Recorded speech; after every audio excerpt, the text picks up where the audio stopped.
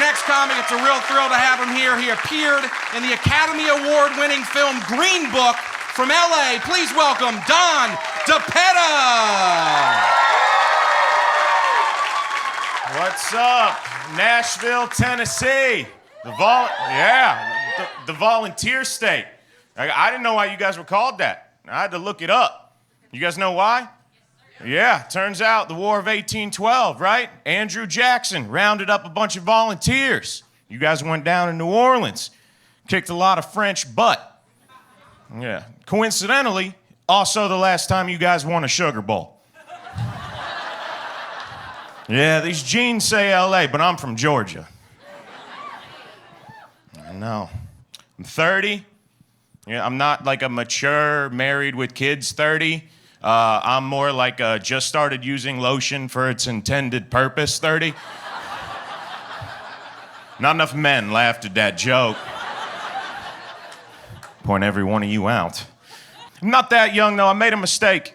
I went to a 24-year-old's birthday party recently.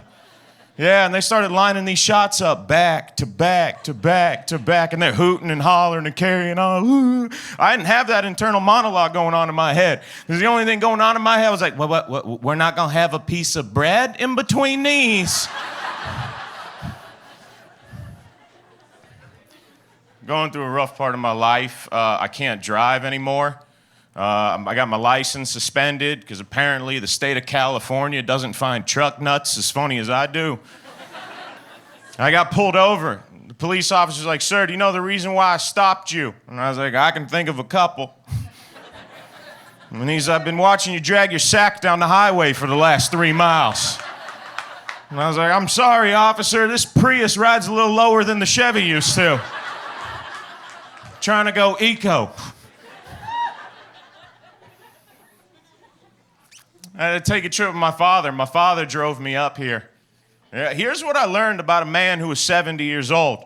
Yeah, he doesn't give a crap about technology. He doesn't. That man still uses road maps. Okay? He takes off his glasses to read them. He looks like every parent at a restaurant trying to order off a dinner menu. He's like, "Give me that candle." Like, what are you doing, man? He doesn't like GPS. He starts unfolding that map. I'm like, "What are you doing? You tucking yourself in for a nap right now? I'm gonna lay that blanket over you. Go night-night." He's like, "Dad," I was like, "we could use GPS, man. We got this thing called Waves." And he's like, "Waves?" I said, "Did you say waves? We going to the beach, old man?" And he goes, "No." And I go, "Okay." I go, "Listen, man, I got this." All right, so we get to the outskirts of town, right? And I was like, "It's my time to shine. I got this. We're going." And I was like, "Pops, up here in 1,000 feet, we're going to turn left." And he's like, "Why?" I'm like, "I wasn't prepared for questions." And I was like, "I don't know, man, because the rectangled robot with the soothing voice said to." And he's like, "It doesn't look right." And I'm like, "We've never been here." He doesn't trust it, man. I was like, "You know what? Go with your gut. You know, you still type on the keyboard like you're poking the Pillsbury Doughboy." To be fair, Waze, right? We all know what this app is.